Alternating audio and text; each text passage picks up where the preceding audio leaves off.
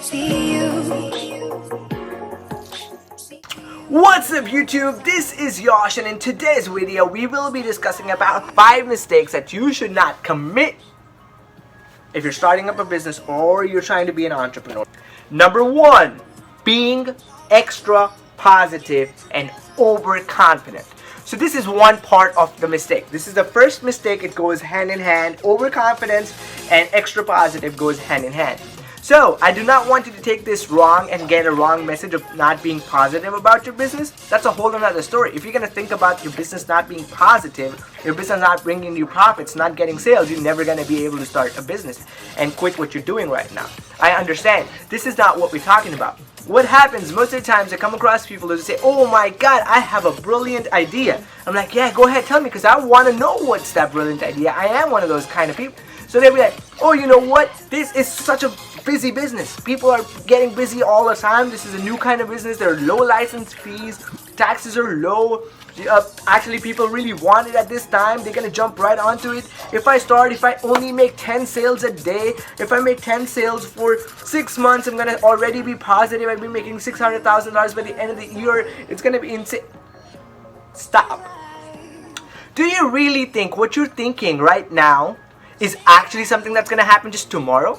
I'm not saying it's just not going to happen, or I'm not saying that you would never be able to do it. But if you're going to be extra positive starting off, then you're going to be extra negative as you go on and things don't happen for you. You cannot just say, okay, my finances are right, my numbers are right, my accounting is right, I'm going to just take it, bring it to 10,000 people and say, look, I'm going to raise $100,000, I got 10 investors, we're going to have $100,000 in sales in the first month, $200,000 in the second, we're going to break even in the second year. It's not going to work like that, guys. You go invest into a business hoping for higher and better returns. You cannot get into a business thinking that, okay, I'm going to put in money into the business and it's going to bring me 5 folds. No. You can't get into business like that. So first point was that you're super positive, you're super positive and super overconfident about your idea and think you're gonna have like 1,000 downloads of your app, you're gonna have 10,000 customers, you're gonna have 5,000 recurring customers in the first month. I'm not saying this is not possible. I'm saying if you're just gonna go in with that mindset, you're gonna actually burn out really quickly because it's not as positive as you thought. You have to go in with better ideas, a bigger, better research. So that's part of it. So that's the first mistake. The second mistake is people forget that they're dealing with customers. Most of your customers either be B2B. If you're doing B2B, you're gonna have businesses as your customers. If you're doing B2C, then your customer, the final person who's gonna use your product, is your customer. You need to understand that they are customers. Those are people, those who have emotions, people, those who get pissed off when you're not doing things right, people, those who get very happy when you give them gifts and discounts and make them feel good. They're not something that just tend to get responses from an automated machine. So the biggest mistake that I even committed in my business was to actually keep on having people and having inventory and putting in money into different things to grow my business.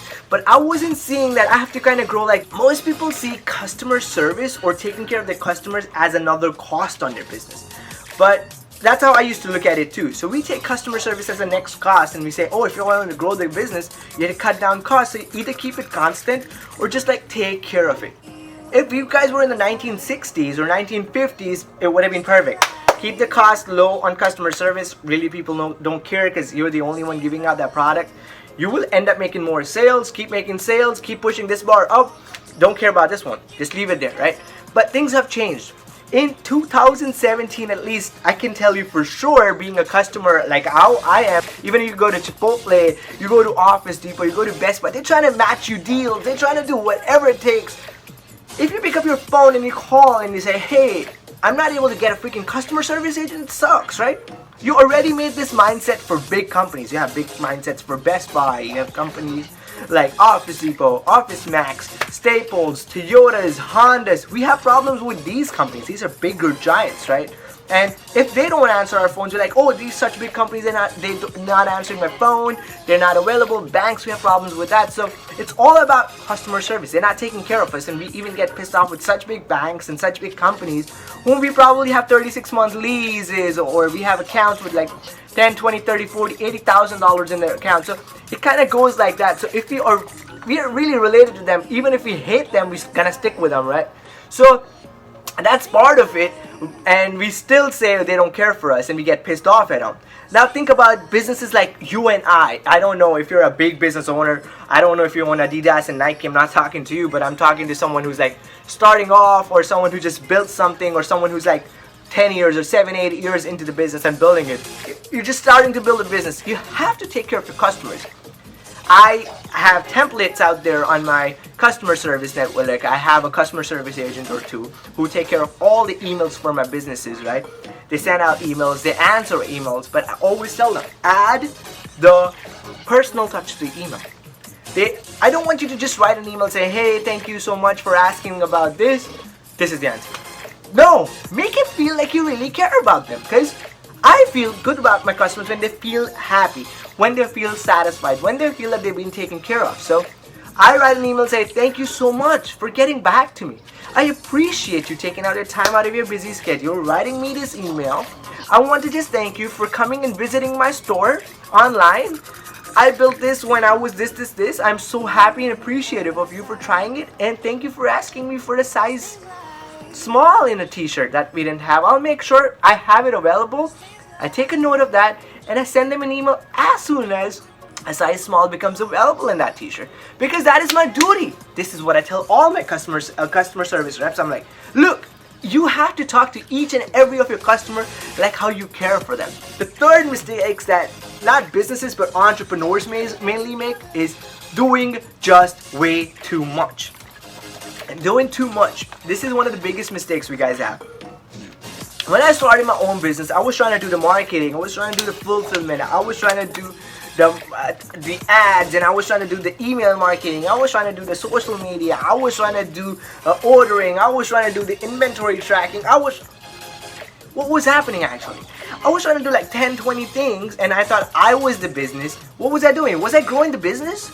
Actually not. I wasn't growing the business. What I was actually trying to do was to start something, right? I was just churning the wheels all by myself. I was trying to pull the whole train by myself. What would that do? That'll get me used up, right? Because I cannot be good at everything. And that is what most entrepreneurs do. They go all in thinking that this is their business, and they go all in for the first 2, 3, 4 weeks, 5 weeks, 2 months, 3 months, 4 months, and then they give up completely. That brings us to the fourth problem. They completely give up. So this third problem and the fourth problem kind of go hand in hand. So what happens, they do too much, they go all in, everything they put it on their shoulders, and once it doesn't work, they give up. So in order to not do the fourth problem, you actually have to cure the third problem of doing too much. You have to understand what your strengths are. If you don't know what your strengths are, I say stop writing that business plan right now. Stop making that e-commerce store right now. Stop building that website right now. Stop doing everything and anything that you're doing. Because I want you to know what your strengths are. Say, to me, my strength is that I could pick up a phone and call whom I want and tell them how much I care about them and how much I care about their business, and probably make a sale. If I'm selling this bottle of water, I think this freaking bottle of water tastes amazing. Let me tell you. The best tasting water ever. So I'm going to pick up my phone, call up the number and say, hello. What's up, Samantha? I am trying to call you to let you know about this bottle of water that I have. It is insane.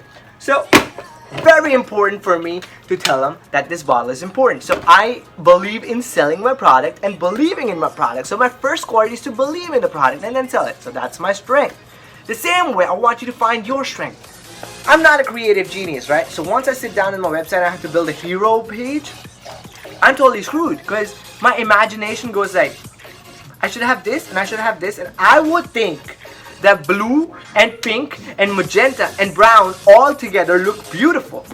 But to a normal person, it won't. To me, it looks amazing. I'm like, oh, this is the perfect color scheme, right? That's not my strength. Now, that's my biggest weakness. So if I'm going to start doing that and trying to do my Instagram photos myself, try to build my website all by myself, try to do different things all by myself, do brochures and business cards and this and that, I'm going to totally screw the business because it's going to be like, what the frig is this, right? And no one's going to actually relate to it. So I'm going to keep on pushing further. I'm going to try to learn more. What is going to happen? I'm going to get used up. And one day I'll be like, shit, everything that I did is not working, because what I'm doing is I'm putting majority of my time into things that I'm bad at because I'm trying to make them do better. And the things that I'm good at, I spend really less time and they're already resulting at 100%. So The problem number 3 and problem number 4 kind of go hand in hand. The last problem is number 5, and that is leaving unfinished business. Now, what do I mean by that? The problem in today's world is we guys are so busy and we guys are so tied up, and I think you could tie problem number 5 with problem number 3 and 4 of giving up, and problem number 3 that we have too much to do is that we guys are all entrepreneurs, or we guys are just too fresh into the business and we want to make things happen by ourselves. So we guys are not too organized. Hence, we leave unfinished business. Now, what I mean by unfinished business, let's say I pick up a call and I just called Samantha, right? I pick up the call again and say, hey Samantha, I'm calling you for the bottle of water that tastes amazing. I think you should have that sent to you every month or every week for sure for the next 3 years. I want to get that contract, right? Samantha tells me, hey Ash, I love the product that you're talking to me about. I'm not ready right now. I already have Zephyrils delivering to me, like another bottle company is delivering to me right now. My contract's gonna expire at the end of this month, so please call me back at the end of the month and we're gonna have a deal. That's a hot sale right there, right? But what happens? We leave unfinished business because we're trying to do too many things. We're not picking up the phone back again on the 30th of the month and say, hello Samantha, this is Josh back again. I have the best tasting water. Your contract's about to end. What I'm going to do is try to sign you up. I'm not going to charge you for the next 3-4 days that you are due with. I'll try to let you move, right? This is what you got to do. You got to start to roll things. Go back and follow up. So guys, this is about the 5 problems that I wanted to discuss that everybody kind of like, I think 5 mistakes every business owner or a new entrepreneur kind of ends up making. I just want to warn you to not, I know there are, if not these 5 problems, you're gonna commit some other 5 mistakes. I just want you to know that it is okay to make mistakes because mistakes actually teach you, but I do not want you to make those mistakes yourself anymore because I made it for you, right?